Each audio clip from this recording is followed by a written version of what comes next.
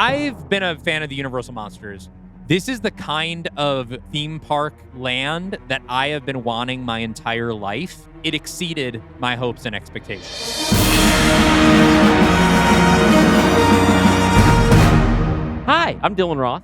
And I'm Dalton Deschain. And we, until recently, were the hosts of Are You Afraid of the Dark Universe, a podcast where we attempted to continue the dark universe of monster movies that began and ended with the 2017 remake of The Mummy starring Tom Cruise. And in either really great timing or really bad timing, we finished our Dark Universe project just as the Dark Universe at Universal Studios Orlando Epic Universe was opening. Great timing in the sense that we don't really need the smoke of trying to promote an ongoing narrative using the term Dark Universe in the title at the same time that Universal is spending a lot of money promoting something with Dark Universe in the title. But it's funny, when we started the show, there were rumors that Epic Universe would have a Universal Monsters Land, but the name Dark Universe was not being thrown around yet. So we already had... Yeah, we kind of thought it was poison, that no one would ever use it or care.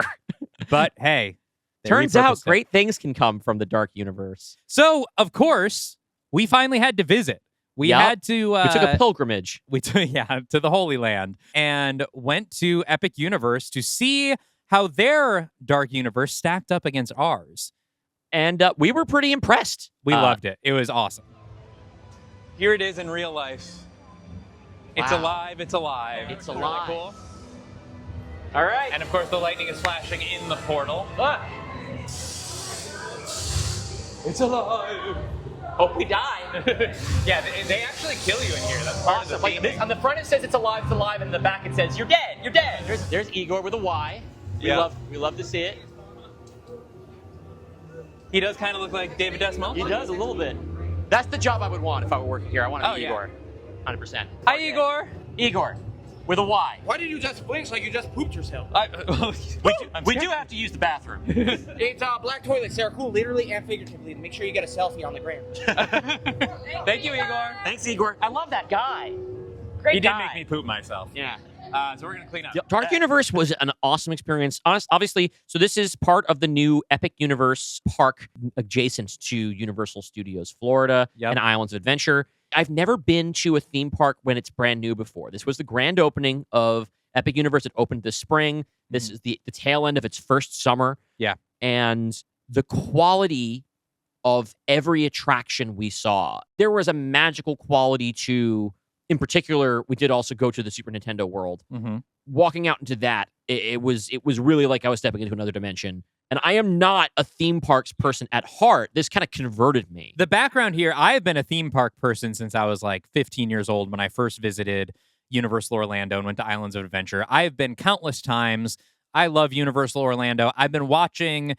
Alicia Stella, friend of the pod, former guest. Yes, we had her on the show before the park opened to tell us a little bit about what we can expect. Her updates on the construction I've been watching for like 5 or 6 years. I knew exactly what was going to be happening, but Dylan, as he said, not a theme park person. We actually talked on a recent podcast I'm an amusement parks person. I like the rides, but the experience of like having a narrative built around it is not something that I consider to be essential, and which I now think I could not live without. Yeah, you were not expecting to be that blown away. You were like, it'll be fine to just kind of go somewhere on vacation and ride some rides. My thought of what this was going to be like was, well, I'm going to hang out with my friends. I'm going to wait in some long lines and shoot the shit with my buddies. And then we're going to get on rides. I'm going to enjoy the rides. I'm going to rehydrate, and we're going to do it again. There is so much more to it. Yes. I can't attribute everything great about Epic Universe and Dark Universe to specifically those things, because that's kind of like a movie giving me Boss Baby vibes, right? Like if I've only seen Boss Baby. But having been there, we also visited Halloween Horror Nights, Universal Studios while we were there. We also did Islands of Adventure. I enjoyed all those experiences. But Dark Universe and Epic Universe as a whole were the highlights. That was really remarkable. Epic Universe is on another level. Thanks to your fiancée Sarah's incredible skills at line management and navigating the sort of the game of how you get to see everything at the park, we were able to do every non-Harry Potter thing we did Epic everything Universe except, in one day. We did everything except the park that shall not be named. And we encourage you to do the same. Don't go to that park, but the rest of it, great. Yeah, and it was... Dark Universe is, of these parks, there are 4 if you don't count the central area. That Celestial is Park. Celestial Park, which is sort of the lobby, but it has its own roller coaster. It has its own theming and narrative. And I think it's beautiful. It's I very really pretty. think Celestial Park is beautiful. That's the other thing we Yeah. didn't get to go on. We did not go on the main coaster at Celestial Park because someone had recently had a heart attack and died aboard the craft. So it was understandably shut down. Yeah. But the 4 parks around Celestial Park that you have to you walk through a portal to get there are Super Nintendo World, which is God, you go through the Jaw-dropping. warp pipe from Mario and you arrive in this world and it is stunning how unlifelike it is in the best way. And then you travel through there to the Donkey Kong country. That was the first thing we Awesome. did because The lines are long. Sarah and I had already spent a day at Epic Universe, and we knew that the Donkey Kong coaster had 3-hour waits. So we said, first thing, we're meeting at Super Nintendo World. So Dylan's first exposure to Epic Universe was walking through the warp pipe into Super Nintendo World. Magical moment. Sarah, when she saw me, she's just like, I will remember that face for the rest of my life. You were like, that was magic. You were jumping for joy like Mario when we saw you. And I'm a cynic about this stuff, right? I'm on our show, I'm always talking about how evil I think nostalgia is as a commercial product, right? But God, that they got your ass. Got right in my veins. Yep. I was a child. I was having a great time. There's the Island of Berk from How to Train Your Dragon, which is also a very cool environment to be in. Did the coasters there. Did the stage show, so we got to see a really realistic Toothless. Yeah, fly swoop overhead. down, fly. Hiccup dismounts, pats him on the head, and then Toothless flies back off. Yeah, incredible Wild stuff. Scripted that show, very bad. Everything else in that Very experience, extremely cool. Yeah. And there is the one of the different Harry Potter. Is it Hogsmeade? What is the? Who cares? We don't care. It One of them sucks. is a Harry Potter track we don't care about. And then of course there is the Dark Universe, is what we're here to talk about. Dark Universe is, of the 3 that we went to, by far the most immersive, story-driven experience. Yes, I would which say so. suited us very well. You walk through the portal, and then you enter the village of Darkmoor. Yes. And the conceit of Darkmoor essentially is that this is more or less the village in Transylvania where the classic Universal monster movies took place. It's sort of an amalgamation of every village and town and all the classic Universal. Frankenstein's manor is there, Yep. where the experiment was made to make the creature. Dracula has been through here. The Wolfman has been through here. Yeah. The Invisible Man has been through here. Yeah. And all of those events from those films essentially happened. Yeah. Right? And it's now been a century. And the town is being revisited by a descendant of Victor Frankenstein, or I guess Henry Frankenstein, because that's Henry, his name yeah. in the Universal movies, named Victoria Frankenstein. And she is trying to basically refurbish and restore her family name through an experiment to control and harness the power of these monsters. Yes. And you are walking into the town as it is during that experiment. The main ride kind of gives you that narrative, and you can feel it reflected throughout the entire park around you. So let's go through our day. So we went through the portal. We met Igor, who is a very fun walk-around character. He was quipping, being very silly. But the first thing we really started with was, of course, we had to get our makeup done at the Darkmoor makeup experience. All right, so we're here, among other reasons, to become transformed into Universal monsters today. I'm going to become the creature from the Black Lagoon. And I'm going to become a wolf man. So the next time you see us, we will be the monsters that we have always feared.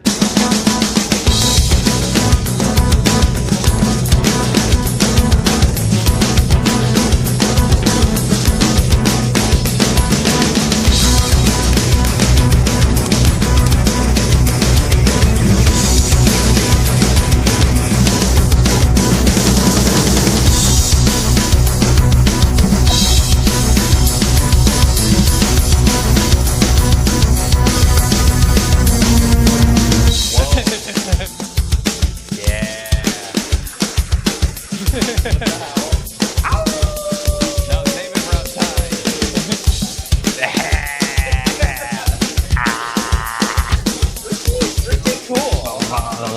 That's the gurgling. The haircut. Yeah. I do not suggest trying to breathe underwater. That's just going on the record. I'm gonna try it.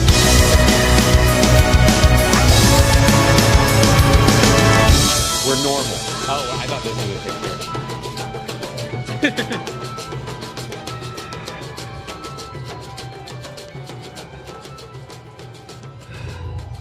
What a day. What a day. So It's hot. I got to get back to the moat is the thing. Yeah, how long are you supposed to be out of the water? Not for very long, especially gonna not in the die? Florida heat. Yeah, I'm drying up. I'm like SpongeBob in Sandy's dome. I forgot right that now. I don't sweat anymore. Yeah, you have to pants. Ugh. Luckily, the slime keeps me cool. Oh, can I have some slime? The natural Here, skin give me some of your slime. Yeah. Thank you. Dark green lips are really off-putting. Did you get your first monster kiss yet? Oh. We had two great makeup artists, I believe, Eric and Erica. Eric and Erica. Yeah. They were terrific. They were wonderful. They were so much fun. And it was like not an unpleasant experience at Not all. at all. They both had great bedside manner throughout this whole thing. was They like- were riffing with It us. was like 30 minutes total. With this experience, we also got the costume accessories, which we had a couple different pieces to choose from. So Dalton was the gill man. Yes, I because you chose love the creature of the Black Creature from the Lagoon. Black I became Lagoon. a wolf man because it's the least of a stretch for me. Yes. And the makeup itself looked great, and it stayed on really well all day. The only reason I ended up having to take my makeup off at any point was because my hairline is receding, and so a lot of my sweat from my scalp was finally starting to run with the makeup in it into my eyes. I did wear the Your makeup all day. It stayed really perfect. They offer this service that you can go in and get it touched up throughout the day, which is a Didn't need really it. cool service. We did not. We even need went it. on water rides. Like, Yeah. we did fire drill, and we were fine. For you, when you had a couple splashes of water on there, it actually kind of made the scales look more realistic. That's right. So they gave you swim trunks, which I think is cool, that looked like the sort of the body of the gill man, and a shirt Swim that looks like trunks, the scaly body of the gill man. A shirt, boots, which I wore around the park all day and were actually really They comfortable. were pretty comfortable. I also got boots that kind of looked like Wolfman feet. They were, I think, more or less looked like if you had like a Chewy costume. Yes. What those boots would be. Gloves. We both had both had gloves. You had gloves. webbed fingers. I And had I had little werewolf claws. And I was a little bit less blown away by the attire that they gave me as part of the package. I got a shirt that has like a print of a shirt on it that is being like sort of torn up, and the shorts, the torn up shorts, were not included. Yes, torn up shorts. were That not was a included. drag. I was wearing shorts.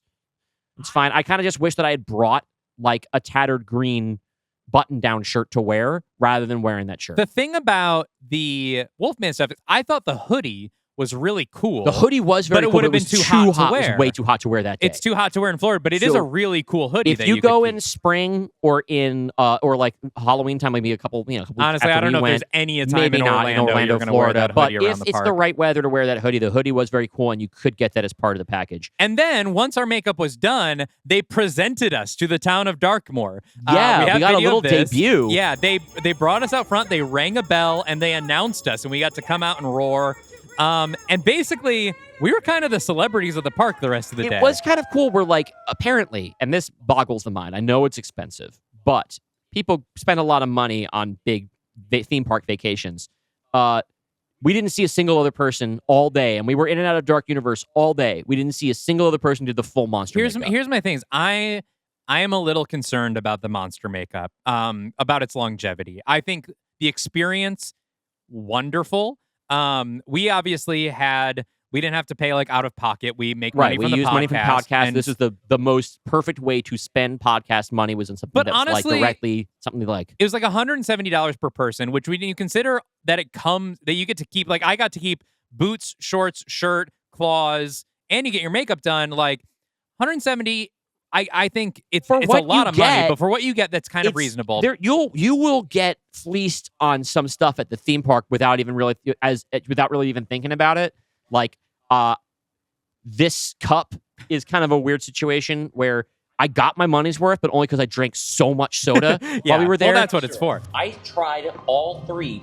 This size, Joe helped a little bit, which I'm grateful for. I was But there. This size, I drank all three of the novelty sodas they have here. And I think I had another soda at some point. This is my second one of these, okay? I'm going to die. Yeah. This cup that I'm holding here is deactivated now. It no longer functions as a cup in the park. It's a Coke Freestyle cup with, I guess, must be some kind of RFID or whatever inside. So when you put it in there into the Freestyle machine, it will lock or unlock the Freestyle machine, and you have to like renew your subscription to your cup in order to keep using it. And that's normal. That's normal to do. So I don't think like it's This is a much better value. Yeah, I think the value is okay. And they also offer like less versions. Like you can do it without the costumes and just get your face done. You can also do a partial face thing where they just do a little section of your face. So they're reasonable options. But yeah, I'm worried because we didn't see anyone else, even with any makeup. I think I And might have seen I think we saw somebody who had the bride makeup on, but just the makeup. my biggest concern was that walking around, there seemed to be employees at the park who didn't realize you could do this at the park. Like, who thought I just came like this to the park. And that concerns me because that means they're not seeing this every day. They're not seeing yeah. this. But now, there's a nice thing. And like, granted, you could label this as a sort of pay-to-play type thing at a theme park, which I know Disney gets a lot of flack for correctly. But by being people who were in the monster makeup, every character performer interacted with us. Every character performer interacted with us, but also just like seeing kids looking at us and giving them like a rah, or like other people wanting to take photos with us. We both had like random tourists that wanted to take photos with us. We had random tourists take pictures with us. Yeah. I got to be part of a fun incident in Celestial Park where I was walking back from the island of Burke, and there was a trio performing Drops of Jupiter by Train because all the songs they do are star and space themed. Saw me walk by, and the vocalist lost her shit and completely broke on stage. And then they had to turn it into a whole bit. Like, there's werewolves here? There's werewolves here. And and that's fine. It's great that they're here. I was not ready for werewolves. And I did run into her later, and we made up. That's fun. But yeah, and maybe part of it is because I was Creature, and I would imagine out of all the monsters you can do makeup for, Creature from the Black Lagoon is probably the least popular. I would guess like Dracula, Bride of Frankenstein are kind of the most... we were told was the most popular because it's probably the most flattering. Yeah, and so... Because we all love the Bride. Probably not a lot of Creature from the Black Lagoon, so maybe that's why the employees hadn't seen it. But I hope the experience stays around because I want to shout out Eric and Erica. Yeah, you guys were fantastic. They were fantastic, super professional. The makeup looked incredible. It stayed on all day. And I really do think it enhanced our experience in the Dark Universe. Again, people were thrilled to see us walking around. We got to be part of, and it even like sort of makes sense in like the text of this place and the story of this place, that this is like where monsters are. Everybody was asking us like how we got out, like in terms of the character performers, how we escaped from how the did we castle, escape, right? And we kept going. We went back on the Frankenstein ride a couple times because it rules, and we'll get to that later.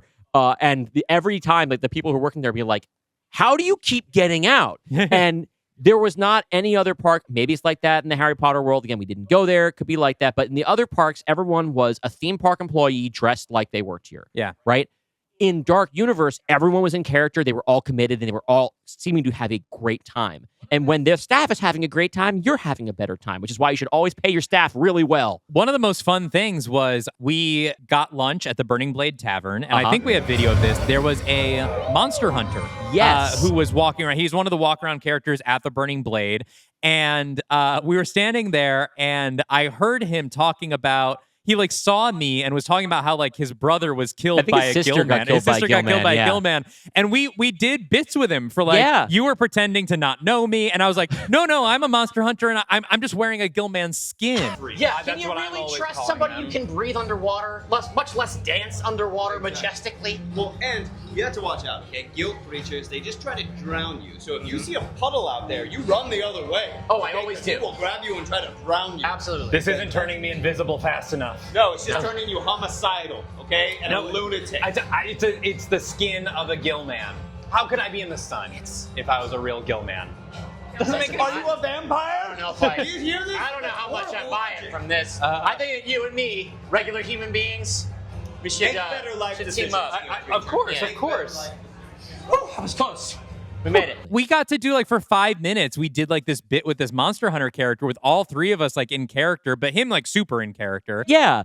And it was really fun. And that's part of the point of going, right? Is you want to get immersed in this story. And this was it by doing this part of the experience, I think it was a clear invitation to performers that we were down to do bits with them. Yeah, and we were in on it, yeah. Which I think probably helps to break up the day. Yeah. If you're working there, right? Like, I don't think you become a character performer at a theme park unless you want to perform. Yeah. And so that made me feel good about doing it because I want everybody to have a good time, including the people who are working there. But it was super fun for us, obviously.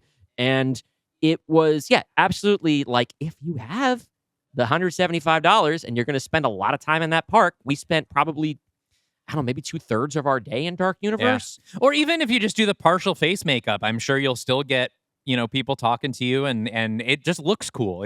They're very, very good. Yeah, listen, it's a lot of money. We're not saying that everybody should do it. Yeah. In fact, they can't handle it, but they can clearly handle a lot more people than are doing it now.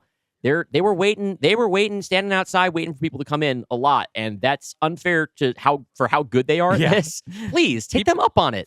Do the thing. It's awesome. After the makeup experience, we saw the Invisible Man walking around. We did, and we had brought our own Invisible Man with us. Our friend Joe Stando, who was the voice of our Jack Griffin in our Dark Legion movies, which you can listen to now. They're full cast audio with score and everything. But the fun thing about the Invisible Man is that he is an asshole to everyone walking around. We saw this woman trying to get a selfie with him, and she went up and held the camera, and he just calmly walked away out of frame. So good. And so she was like kind of chasing him, trying to get a selfie, and he kept walking away.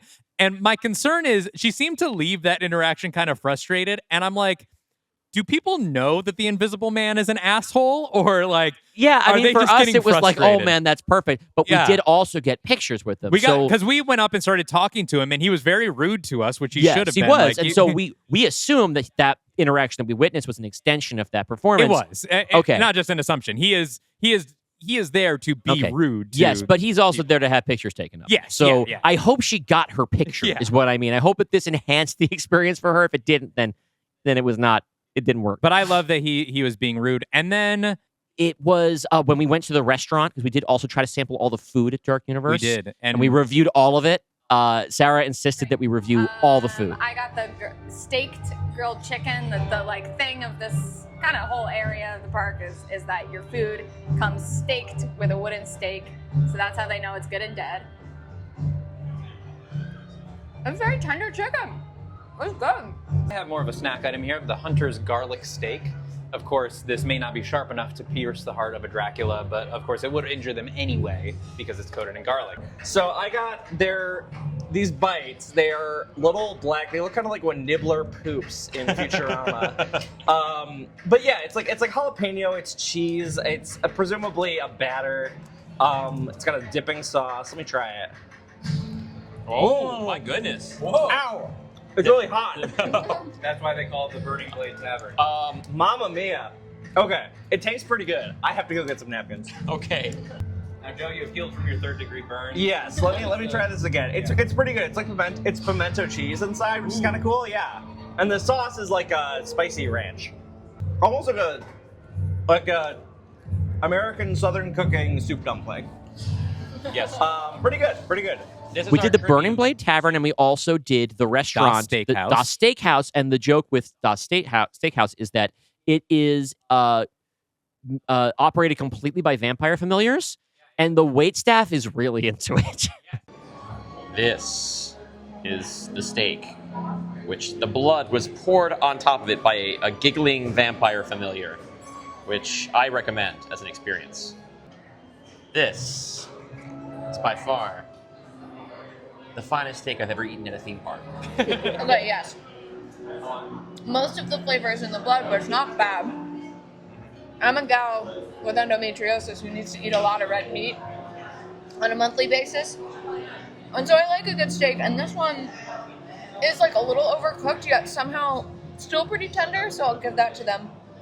I'm enjoying it. I will enjoy this meal first. I over here got the blackened wings, which are chicken wings with a pitch black sauce on them, some sort of chili garlic. And what was this again? It was Cornbread. It's cornbread, It's right? cornbread with pimento. It's a pimento that's cornbread nice. shaped like a skull. Make sure it's not like boiling hot. I don't think. Okay, so here we have the labata cotta. This is a brain-shaped panna cotta in some sort of blood pan. Should we try? Pan, you might say. A brain pan.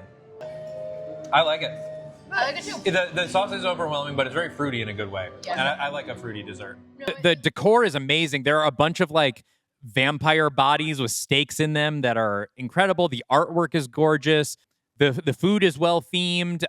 We're, as you saw in the review, we were kind of hot and cold on the quality of the various. Yeah, it's still theme park food. The only place where we ate that was not just like, well, it's theme park food was when we had our final meal at that restaurant in Islands of Adventure, Mythos. which is at Mythos, which was legitimately really Well, good. I will also say we didn't get video of it because it was on a different day. But Sarah and I ate at Atlantic in Celestial Park and Pizza Moon, both of which were incredible, way above theme park fare. Highly recommend. We only shot video for the most part when we were there for Dark Universe because that's what we were there to do for work, and the rest of the time we were kind of trying to have a vacation. But well, let's go to the rides. Monsters Unchained, the Frankenstein Experiment. We went straight from getting our makeup put on to the centerpiece ride of the Dark Universe Park, and oh boy, that is one fucking killer theme park ride. I've been on many, many theme park rides. I've been to many theme parks all across the world. It is the best theme park ride I have ever been on, bar none. And it's not just because I love the Universal monsters. I'm sure it helps. It definitely helps. It is technically impressive. It is thrilling. It is legitimately scary. It has a legible story that you can follow from beginning to end that actually makes sense. The animatronics are on another planet. There's nothing to fear. Show them. Lower the lights, quickly. Now. These people are friends. I was unprepared. Like I said, I'm not a huge theme park person to begin with, and also I have not been to one recently. Yeah. You say that the faces are, but there's some kind of projection mapping being done? Not on all of them, just on the one in the lobby when Victoria Frankenstein is because speaking. Victoria Frankenstein speaking, giving her address, explaining basically the premise of the park and the ride. Her face is like real. She has a projection map face. Yeah, it is really incredible. Good. Yeah, right. Like Frankenstein's monster, when he comes out, he looks like a cool animatronic Frankenstein monster.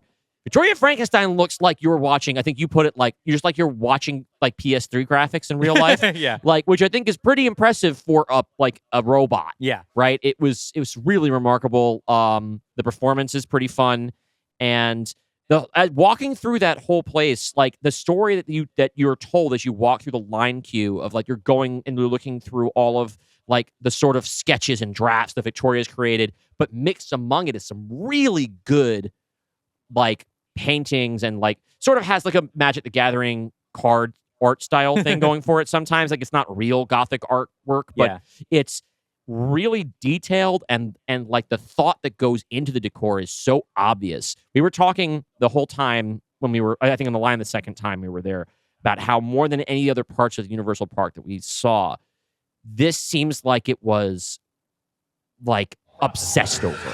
So here's what I think, why I think Monsters Unchained is so good.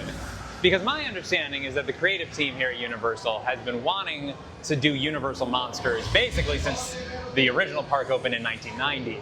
And they haven't been able to. I think they've gotten close a couple times and then it's pivoted to something else. And of course, nowadays, everything is sort of corporate mandated IP. Even in this park, you've got another Harry Potter, you've got Nintendo, you've got How to Train Your Dragon, which I'm sure the creatives are told, hey, you're doing this, what can you do? It's probably fun in its own right, but if this is the thing that they want to do, Universal Monsters, I'm sure they're going to put their whole ass into it. It's kind of like the whole one for them, one for me. I feel like this is the one for me for the creatives. That is the impression I got. Like maybe I'm just paranoid, but I am worried about this park because this was the most incredible ride I've ever been on, and it was a 15-minute wait all day.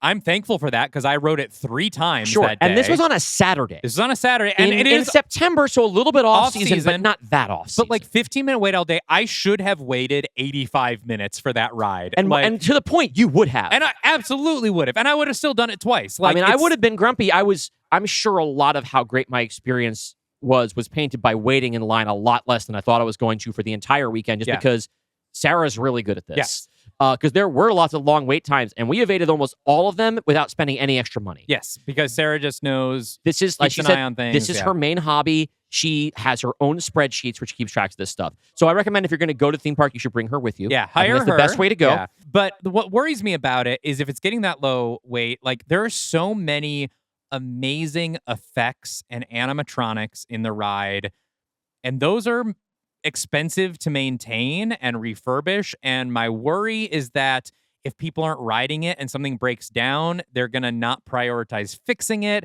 And it's going to be the thing where in a few years you ride it and it's like half the things aren't working. And maybe I'm just paranoid. Well, but no, I think this is with good reason, right? Because we look at what the other parks are, and these are all either licensed or owned intellectual properties that are active and have built-in audiences that, like, obviously you walk through there, you go to the hotel or whatever, you walk through the lobby, there are so many people who are here to go to all 3 of the Harry Potter things. Yeah. That's the only reason they're here, and they might go to other things, right? They will never close those. Yeah. As much as we might like them to. It's never going to happen. Yeah. Right? The Isle of Berk, whatever. Really cool, really themed. There's a whole generation of kids who grew up with that movie, the trilogy. They're great movies. Now there's another one. Who cares? They do, right? That movie exists to promote this theme park. Yeah. Right? So they're pot committed there too. Nintendo World, not going anywhere. Yeah. The only thing that's in danger is if one day their license expires to have a Nintendo thing, and they should pay whatever it takes because magic.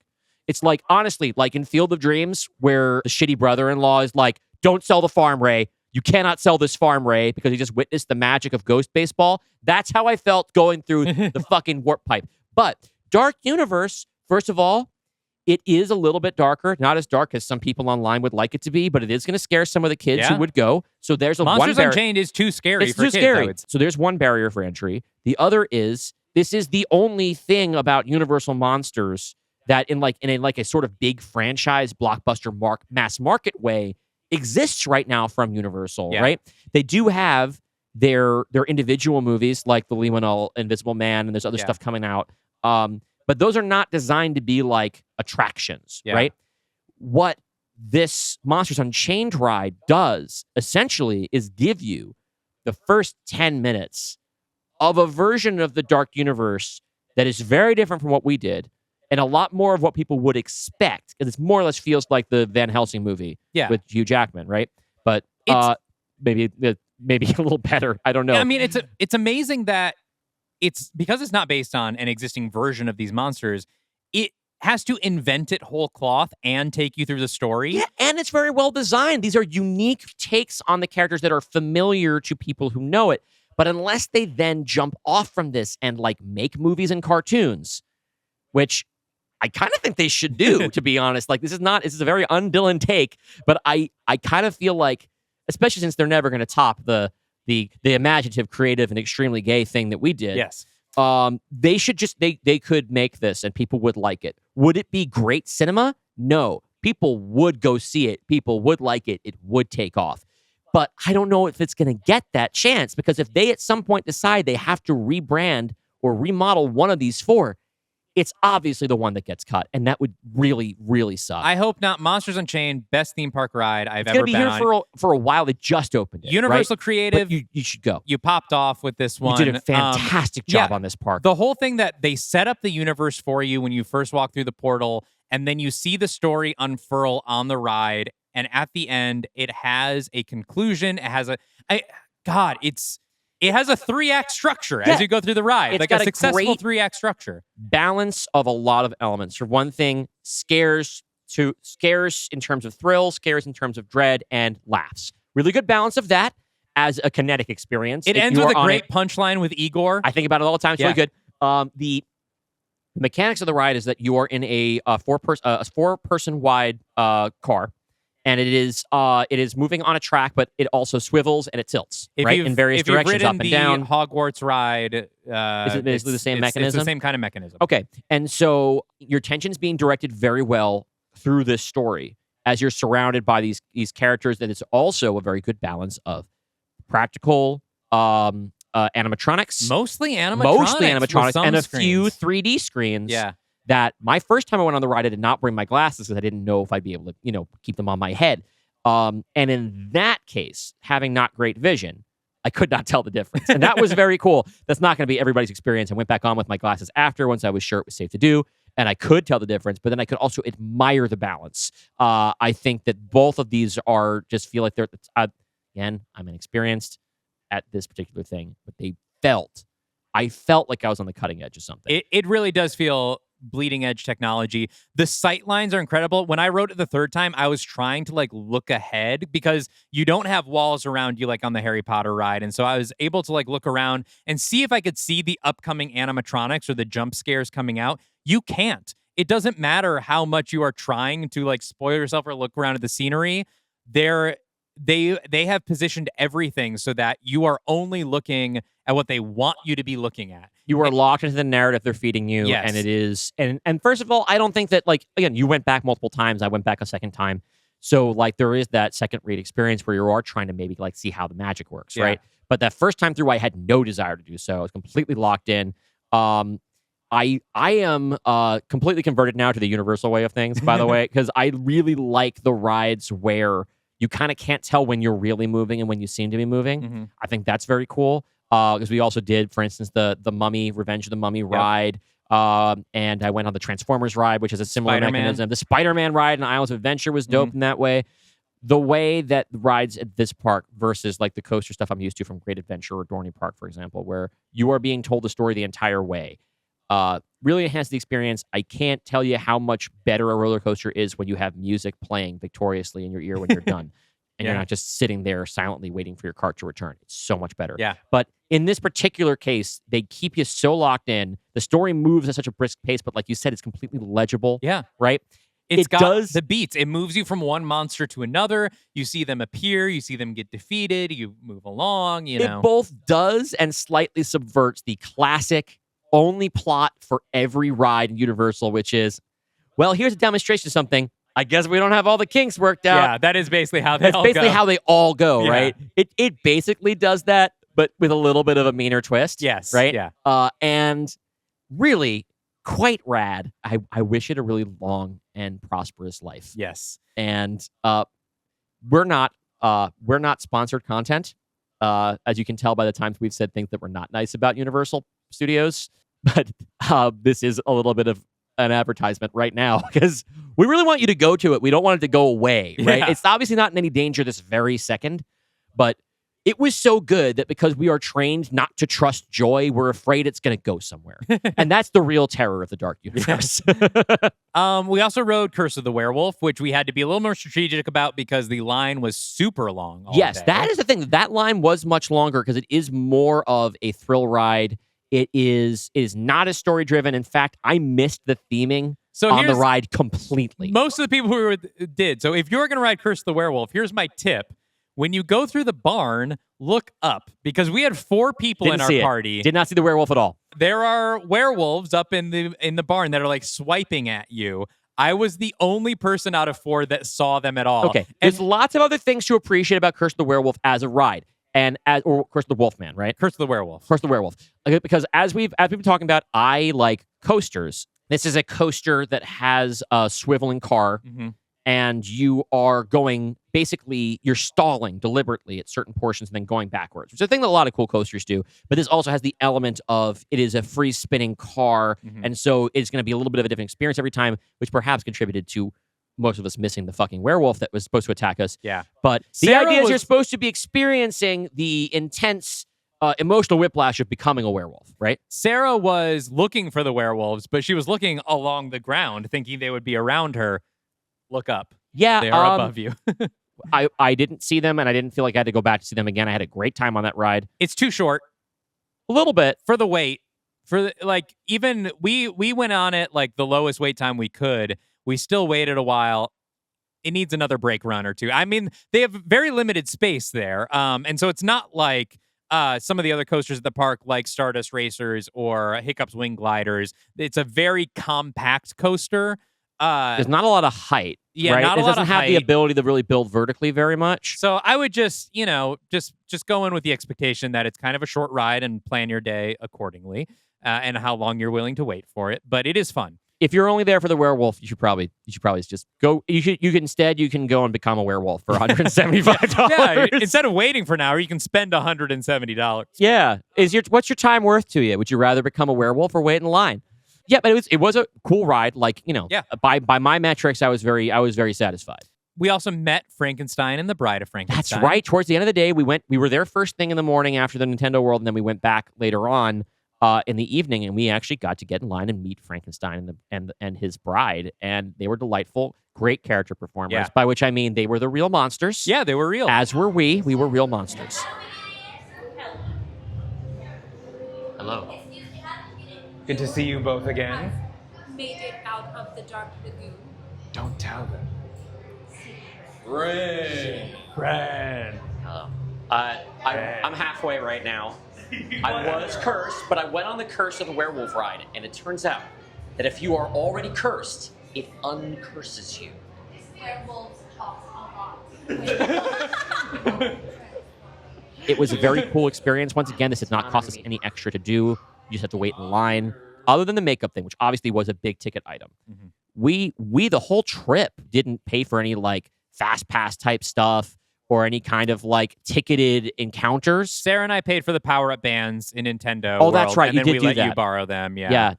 So we did pay for power-up bands, but yeah, we didn't do fast pass or we didn't do express.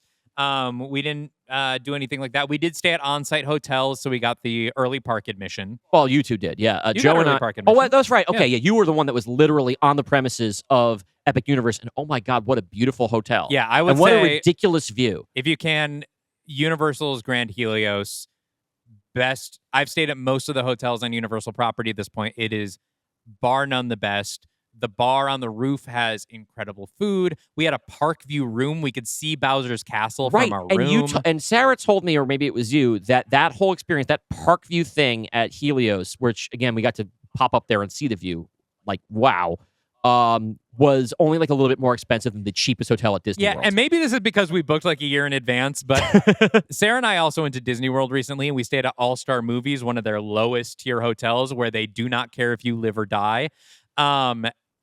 Our park view room at the Grand Helios was like maybe $40 more a night than the lowest tier at Disney.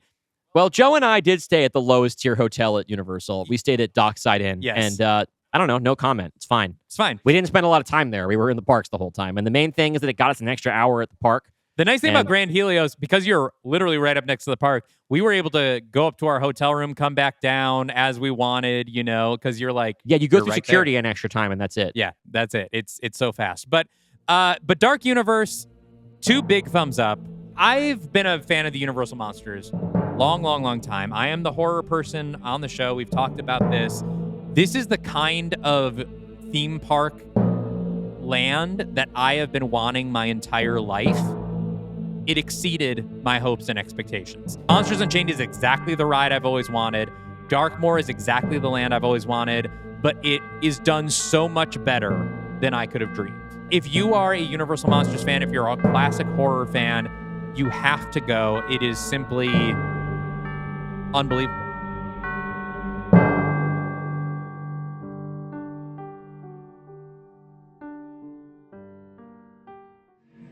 Hey everybody, Dalton here. So unfortunately Dylan couldn't be here because turned out he only had a 1 park pass for the day and we did Islands of Adventure. So I am here at the Universal Horror Makeup Show in Universal Studios, witnessing what I know Dylan wishes he was here to see, which is the Shrine.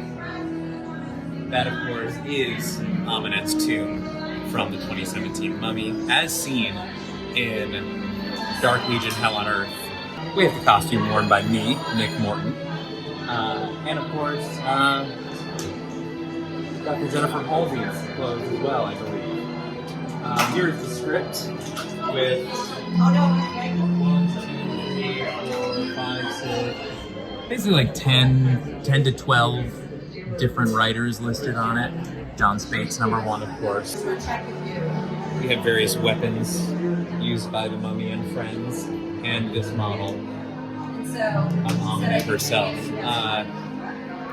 I am glad that Universal is not ignoring their Dark Universe heritage with our girl, Ahmanet, right here. Dylan, I wish you were here. I miss you, bud. Rest in peace. This is Burke. And here in Burke, we don't have just dragons. We've got Dragon Splash, the official exclusive Coke Freestyle flavor of Burke. So we're gonna give that a go. It's green, by the way.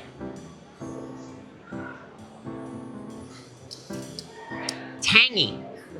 It's really it's got a lot of tang to it. And I'm done with the voice now. Just like the other one in the Dark Universe, kind of feels like a Mountain Dew flavor. And you know what? I love Mountain Dew. Let's go to Joe Stando for some more detailed analysis. So the thing about this is it has Seagrams in it. It's like got a ginger base to it, which is cool because I was hoping it was going to be some kind of like, Viking drinking type thing. It definitely doesn't look like it, and Dragon Splash, that's not a name for it, but this I think is probably lime, something else, Seagrams. It's good. It's definitely tangy, as Dylan was saying.